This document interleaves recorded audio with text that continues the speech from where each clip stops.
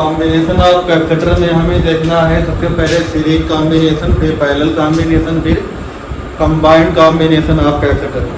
तो नंबर 1 इसमें देखते हैं सीरीज कॉम्बिनेशन।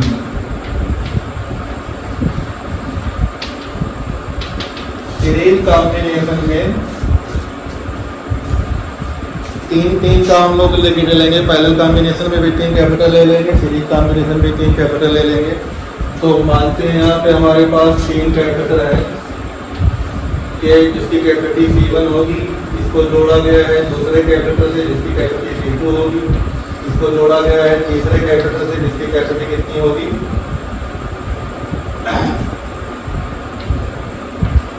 C3। तो यहाँ पे जो है हमारे पास इसका वोल्टेज जो होगा V2 होगा, इसका वोल्टेज कितना होगा V3, इसका वोल्टेज V1 होगा। जहाँ से चार्ज फ्लो करेगा वो हमारे पास Q होगा। तो यहाँ पे पॉजिटिव चार्ज होगा, यहाँ पे फिर माइनस चार्ज आ जाएगा, फिर यहाँ पे प्लस चार्ज होकर Q आ जाएगा, फिर यहाँ माइनस चार्ज होगा, फिर यहाँ प्लस चार्ज Q होके यहाँ पे प्लस रहेगा, यहाँ पे हमारे पास माइनस, यहाँ पे Q निकल जाएगा। Q चार्ज एंट्री करेगा और तीनों से होता हुआ बाहर निकल जाएगा।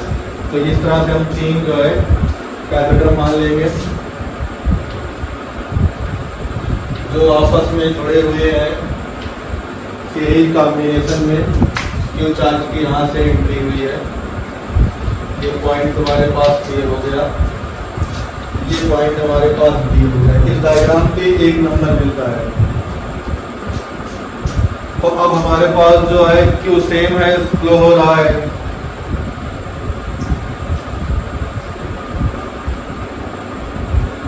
तो अब देखो यहाँ से हमारे पास मिल जाएगा, तो V1 इक्वल टू हो जाएगा Q बाई C।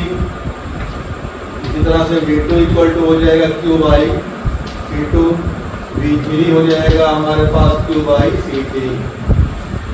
तो तीनों कैपेसिटर का हमने पोटेंशियल निकाल लिया V1, V2, V3। कोई ज़्यादा परेशानी वाली बात नहीं, सिंपली फार्मूले का एप्लीकेशन करके यहाँ पे निकाल लिया।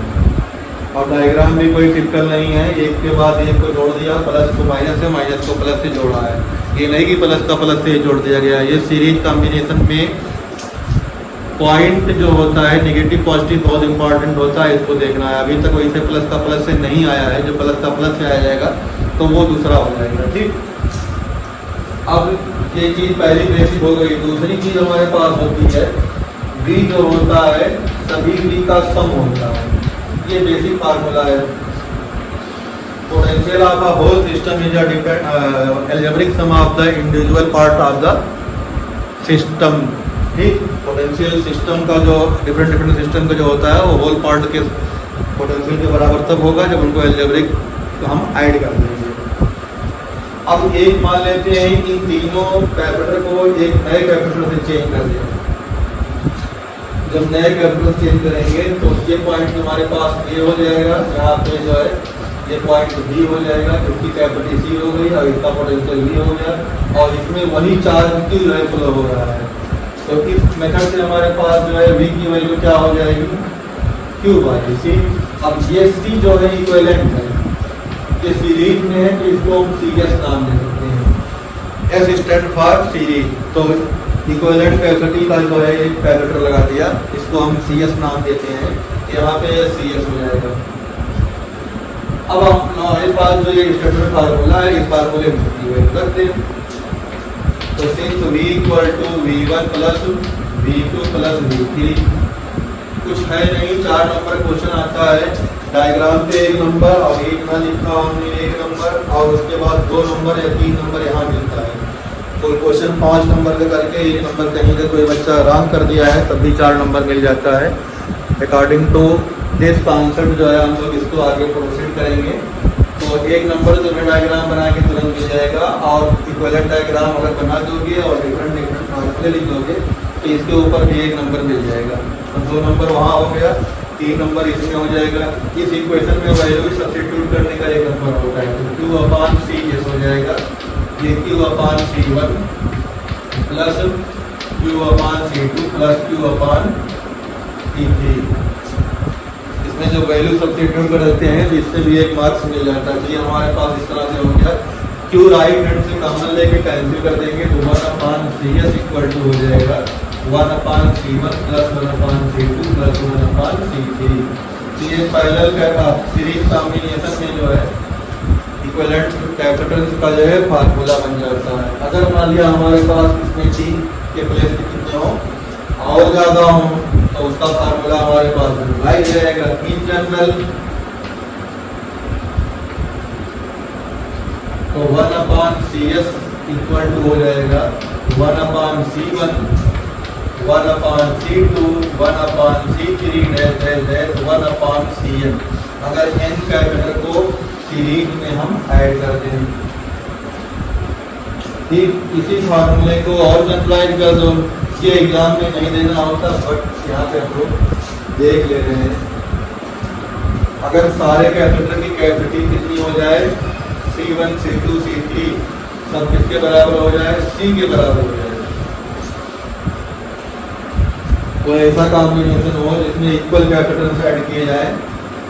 तो if C1 equal to C2 equal to C3 Cn equal to C मान लें तो हमारे पास नेट कैपेसिटेंस या CS की जो वैल्यू हो जाएगी 1/C प्लस 1/C कितने टर्म तक n टर्म्स हो जाएंगे तो हमारे पास 1/CS इक्वल टू हो जाएगा n/C like equivalent capacity equal to C/n। ये इम्पॉर्टेंट फार्मूला हमारे पास बनता है। अगर हमारे पास 4 कैपेसिटर इक्वल कैपेसिटी के ऐड किए जाए सीरीज में तो उसका C नेट इक्वल टू हो जाएगा C/4। 4 हमने ऐड किया, 2 होगा तो 2, 3 होगा तो 3, इस तरह कर देंगे। तब ये लगाएंगे फार्मूला जब इक्वल कैपेसिटी के कैपेसिटर ऐड किए जाए। तो सीरीज कॉम्बिनेशन ऑफ कैपेसिटर में हमने देखा इस तरह से फार्मूले बनाए जाते हैं और इसको जो है कैसे सॉल्व करते हैं ये भी दिखा दिया। इसमें हमारे पास जो है चार्ज से फ्लो होता है, उसी के कॉन्सेप्ट से हमने जो है निकाल दिया। ठीक, अब हमारे पास नेट पोटेंशियल को इक्वेट कर दिया, उसी से निकल आया। तो पोटेंशियल हमारे पास इसमें वेरिएट होता है, चार्ज सेम होता है। तो इसमें जो है 2 बातें इम्पॉर्टेंट है उसको लिख लेना है।